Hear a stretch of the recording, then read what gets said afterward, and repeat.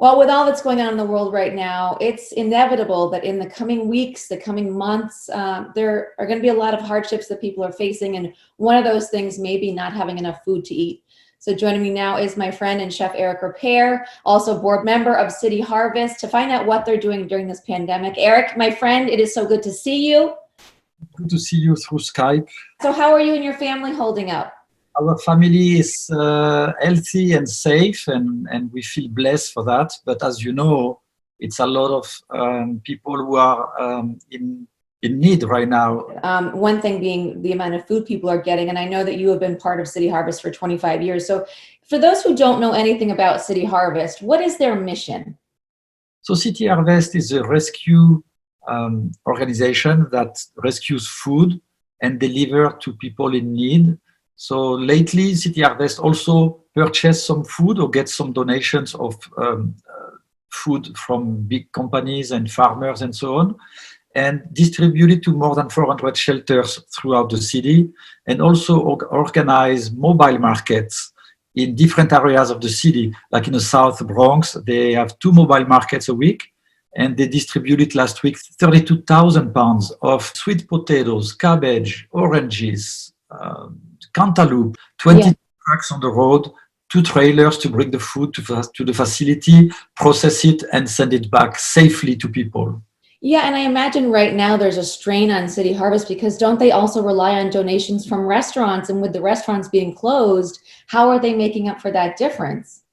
Yes, so City Harvest has some tremendous needs right now, volunteers, and also City Harvest needs money to operate. You can go to cityharvest.org and make your donations to City Harvest, or you can also type lunch 20222 and $15 can be given to City Harvest. Oh, that's fantastic. You know, I know that you, like I said before, you've been part of this organization for 25 years. You've been through 9/11, you've been through Hurricane Sandy. So how does this compare?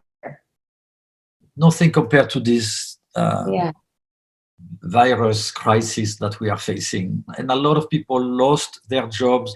A lot of people need food on the table. And organizations that like City Harvest are contributing greatly to the well-being of those people. Yeah, and with the kids out of school too, there's a lot of kids that can't even get a lunch to eat, which they used to get at school. Yes, absolutely. 1 out of 4 doesn't know when he's going to get his meal. And right now, City Harvest is helping feeding 2.5 million people who are food insecure in New York City. Yeah, and I know that you've, kind of been boots on the ground too. I saw some pictures on your Instagram of you at the South Bronx market. So it's really important for people who are able and who are healthy to go and at least volunteer. If they can't donate money, they can donate their time. Absolutely. And I know that, like I said, a lot of restaurants had to close down. I know you had to close Le Bernardin. So that had to be an incredibly difficult decision for you to make. It was very emotional to talk to the team and explain to them that we were closing for their safety, the safety of our clients and purveyors and people who interact with us. And it was very emotional to know that we don't know when we are going to open again.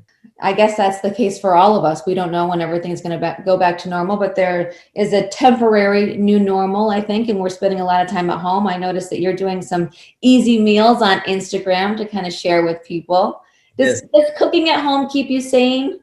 It does, but it's really to inspire people to cook at home. I'm sharing with whoever follows me on social media some recipes that they can duplicate easily at home for a low budget and feed their family.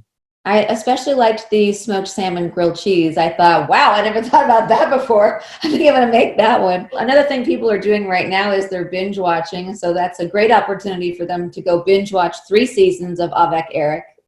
Yes, also you can do that.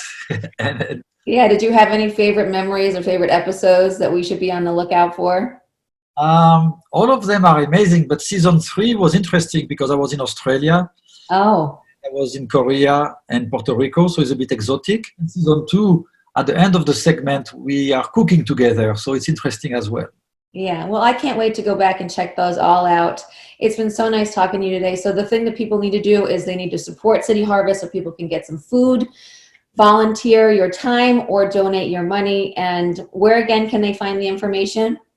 So they can go to cityharvest.org, or they can text lunch in capital letters and dial 20222. All right, perfect. Thank you so much, Eric, and stay safe, stay sane, and stay healthy. Please, and your family and everybody out there. Yes.